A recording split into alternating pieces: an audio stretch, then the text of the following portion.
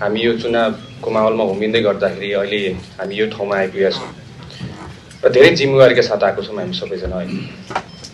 हाम्रो देशको भार, यो जिम्मेवारी हामीले पुरा गर्नलाई हामीलाई 5 वर्ष धेरै मेहनत गर्नुपर्नेछ। हामीले धेरै समस्या देखेको एउटा नागरिक तहमा म हजुरलाई भन्छु र सबैजनालाई आग्रह पनि गर्न चाहन्छु। नागरिक तहमा हामीले धेरै जस्तो समस्या हामीले के मात्र भोगेका छौँ भन्दाखेरि तपाईँको यो हाम्रो धेरै जस्तो भिआइपी मुभमेन्टहरूले हामीलाई गाह्रो पर्छ, जहाँ तपाईँको हामीलाई हाम्रो गाडीहरूलाई रोकिन्छ, त्यहाँ एम्बुलेन्सहरू हुन्छन्, कतिजना सुत्केरीहरू हुन्छन्। यस्तो कार्य चाहिँ हामीलाई सम्पूर्ण मन्त्रीज्यूहरूलाई नगर्न हुन हामी चाहिँ यहीँबाट आग्रह गर्न चाहन्छौँ। त्यही अनुसार निर्देशन पनि जारी गरिदिनु होला भन्ने म हजुर टिम मेम्बर्सहरूलाई त्यही अनुसारमा आग्रह गर्न चाहेँ है। पहिलो कुरा चाहिँ मैले त्यो भने, नागरिकले दुःख पाउनु भएन कुनै भिआइपी मुभमेन्टलाई। हामी साधारण नागरिकको तहबाट आएको छौँ र साधारण नागरिककै हिसाबले हामी काम कारबाही हामी अगाडि बढाउने हाम्रो धारणा पनि छ। अब धेरै जस्तो हाम्रो भ्रष्टाचार हुने कारण हामीले बुझ्नुपर्नेछ। किन हामीले यत्रो आन्दोलन गऱ्यौँ, किन जेनजीहरूले यत्रो आन्दोलन गर्यो, किन युवाहरूले, किन नेपालीहरूले यत्रो ठुलो आन्दोलन गर्यो होला त? तपाईँको यो भ्रष्टाचारको चरम सीमा नागेको कारणले हामीले अहिले यो परिस्थिति भोग्नु परेको जस्तो मलाई चाहिँ मेरो विचारमा लाग्छ।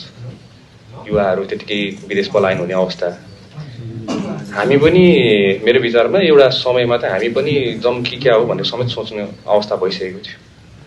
तर होइन, सबैजना गयो भने देश कसले बनाउने भन्ने हिसाबले हामी अड्क्यौँ र यो अड्किरहेको क्रममा चाहिँ हामीले भोगिरहेको समस्याहरू भन्दै गर्दाखेरि चाहिँ हाम्रो सर्भिस डेलिभरी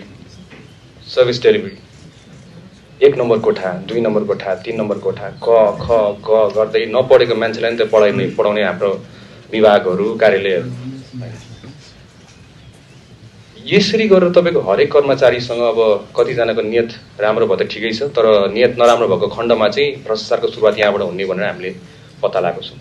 जहाँ कि तपाईँको फाइल रोकिन्छ, नागरिकलाई समस्या हुन्छ र उहाँले भन्नुहुन्छ, हाम्रो कर्मचारी साथीहरूले त्यही अनुसार भन्नुहुन्छ, सर यो फाइल मिलाउनको लागि मलाई अलिकति भइदियो भने म त्यही अनुसारमा हजुरलाई चाँडो फास्ट ट्र्याकबाट म गरिदिन्छु। यो फास्ट ट्र्याक चाहिँ विदाउट एनी ब्राइब हुनु पर्यो, गर्नुपर्ने सर्भिस डेलिभरी चाहिँ विदाउट एनी ब्राइब।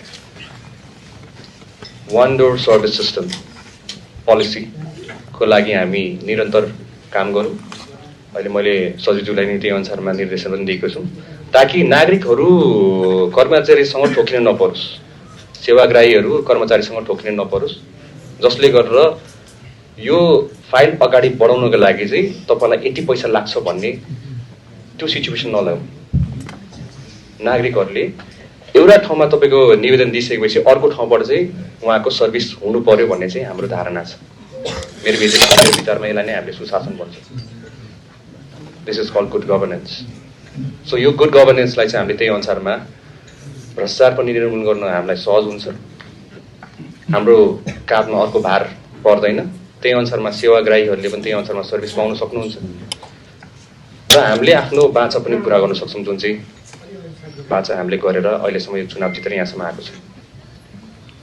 हामीले बिर्सिनै नहुने कुरा अर्को कुरा भनेको चाहिँ हाम्रो जेनजीको जनादेश, जेनजी जनादेशलाई कार्यान्वयन गर्नलाई क्याबिनेटबाट त्यही अनुसारमा निर्णय भइसकेपछि हामीले हुबहु हाम्रो प्रधानमन्त्रीज्यूले भनेको अनुसारमा निर्देशन अनुसारमा हामीले त्यसलाई कार्यान्वयन गर्नुपर्ने हुन्छ। त्यसमा कसैलाई छुट छैन, कसैलाई छुट हुनु पनि हुँदैन। प्रतिवेदनको आधारमा हामीहरू अगाडि बढ्नुपर्ने हुन्छ। अर्को कुरा हामीले देखेको समस्या, यत्रो योगदान गरेर हाम्रो शहीद परिवारहरू आउनु भएको छ, यही 1 डोर सिस्टम नभएर एउटा मन्त्रालय धाउनुहुन्छ, अर्को मन्त्रालय धाउनुहुन्छ, आफ्नो बच्चा गुमाएको छ, कतिवटा मन्त्रालय धाउनु। यो हरेक आम नागरिकको कहानी हो, हरेक आम नागरिकको कहानी। एउटा मन्त्रालय, अर्को मन्त्रालय, अर्को मन्त्रालय, यसलाई सहजीकरण गर्नुपर्ने छ। त्यही भएको हिसाबले शिक्षा, स्वास्थ्य,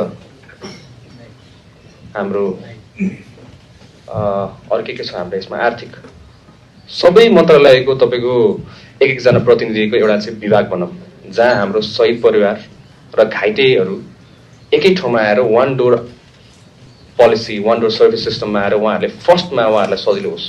उहाँहरूको योगदानले आज यो परिवर्तन देख्न पाएको हामीले, यसलाई हामीले बिर्सिनु हुँदैन। उहाँहरूलाई योभन्दा बेसी दुःख दिनु मिल्दैन हामीले।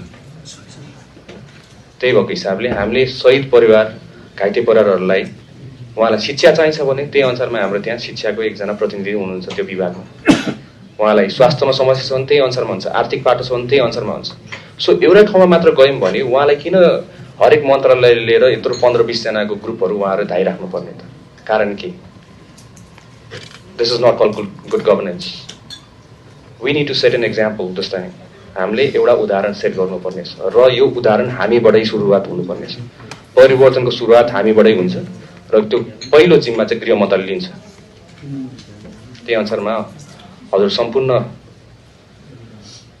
सचिवज्यूहरूलाई, सेक्युरिटी फोर्सेसहरूलाई त्यही अनुसारमा अगाडि बढ्नु हुन म हजुरहरूलाई सबैलाई हार्दिक अनुरोध गरेँ। अब हाम्रो धेरै जस्तो हजुरले देखिसक्नुभयो, मलाई विभिन्न आरोप लाग्ने गरेका छन्, त्यो तपाईँलाई थाहा छँदैछ। विभिन्न कुराहरू हाम्रोमा मिडियाहरूमा आइरहेको हुन्छ। मिडियाहरूलाई पनि, मिडिया साथीभाइहरूलाई पनि एकदम रेस्पोन्सिबल भइदिनु भन्न म एकदमै आग्रह गरेँ हजुरहरूलाई, एकदमै आग्रह गरेँ। हजुरहरूको हातमा धेरै कुरा रहेछ, मैले पहिला पनि भनेको थिएँ र अहिले पनि भन्ने गर्छु। तपाईँहरू रेस्पोन्सिबल भएर न्युजहरू बनाइदिनु भयो भने हाम्रो देशको विकास हुन धेरै समय लाग्दैन रहेछ। त्यही भएर मिडियाकर्मी साथीहरूलाई मेरो हार्दिक अनुरोध छ, म तपाईँहरूसँग धेरै क्लोजली बसेको छु, हिँडेको छु। यो न्युजहरू बनाउँदाखेरि कसैको चरित्र हत्या गरेर टिआरपीको लागि कतिजनाले यस्तो यस्तो नगरिदिनु हुनु म हजुरलाई एकदम मनैदेखि आग्रह गर्न चाहन्छु। होइन, कसैको जीवन हो त्यो, उनीहरूको लाइफ हुन्छ, उनीहरूको पर्सनल लाइफ हुन्छ।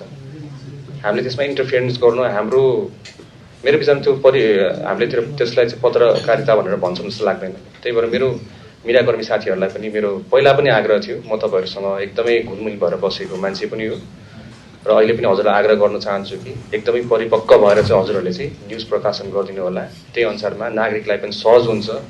तपाईँहरूलाई फुल्ली विश्वास गरेर हामीले हेरिरहेको हुन्छौँ त्यो न्युज, त्यो आधारमा हामीले एक्सन लिनुपर्ने हुन्छ।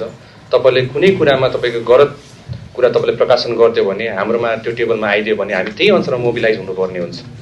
त्यतिखेर हाम्रो स्रोत साधनहरू सबै खेर जान सक्छ। त्यही भएर रेस्पोन्सिबल भएर हजुरले न्युज प्रकाशन गर्नुहुन म हजुर सम्पूर्णमा आग्रह गरेँ र नागरिकलाई, सम्पूर्ण नेपाली दाजुभाइ दिदीबहिनीहरू, आमा बुवाहरूलाई म के आग्रह गर्न चाहेँ भन्दाखेरि चाहिँ अब देश बनाउनु हाम्रै हातमा छ।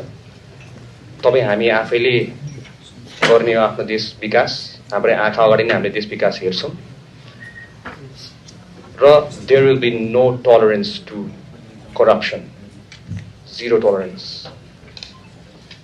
कसैले पनि तपाईँलाई कुनै तरिकाको घुस माग्छ भने प्रहरीका भन्नुहोला, हामी त्यही अनुसारमा प्लानिङ बनाउँछौँ, त्यही अनुसारमा कार्यविधि बनाउँछौँ र यो कम्युनिकेसनको च्यानल फास्ट हुने प्रविधि हामी तयार गर्छौँ र तपाईँहरूको गुनासो सिधै हाम्रो मन्त्रालयमा आइपुग्ने हामी त्यस्तो खालको प्रविधिको हामीले विकास गर्छौँ, जसले गरेर चाहिँ हजुरलाई आफ्नो हामीलाई सुनाउन सक्नुहुन्छ। तपाईँहरूको सेवामा गाह्रो पर्दाखेरि कसैले तपाईँलाई घुस मागेछ भने, कसैले तपाईँलाई पैसा मागेछ भने सेवाग्राहीहरूलाई त्यही अनुसारमा हामीलाई रिपोर्ट गरिदिनु होला। त्यही अनुसारमा हाम्रो प्रहरी मित्रहरू परिचालन हुन्छ, त्यही अनुसारमा काम गर्दै। अब म धेरै बोल्ने मान्छे म पर्दिनँ, खासै भन्दै गर्दाखेरि अहिले यो चुनावको माहौलले गर्दा तपाईँको धेरै सिक्ने मौका पनि पाएँ मैले। कति कुरा आफ्नो गाउँघरमा गएर उहाँहरूसँग हुँदै गर्दाखेरि एकदम आफ्नो यो 6 महिना कार्यकाल जुन चाहिँ हाम्रो केन्द्रीय आन्दोलनबाट पछाडिबाट हामीले सरकारलाई सपोर्ट गरिरहेको थियौँ, त्यसमा हामीले धेरै नै कष्टजनक एउटा यात्रा भएको थियो र मेरो विचारमा अब चाहिँ हाम्रो 5 वर्ष हाम्रो सुशासनको लागि हामीले काम गर्नुपर्ने हुन्छ र म धेरै नबोलिकन एक्सन ओरिएन्टेड काम गर्नेवाला छु। तपाईँहरूले प्रश्न पनि खासै सोचेको म उत्तर दिन पाउँदिनँ पनि होला, कतितिर अब भनिहालेँ हजुरको अहिले हाम्रो प्रधानमन्त्रीमा सुधार गर्नेछ, हामीले will show you action, will not to you take promises. हामी तपाईँहरूलाई टेक प्रमिसेस दिन्छौँ, गर्नु सक्ने कुरामा हामी तपाईँहरूसँग अगाडि बढ्छौँ, तपाईँलाई रिजल्ट देखाउँछौँ। भोलि हामी कमै बोल्छौँ। Thank you so much.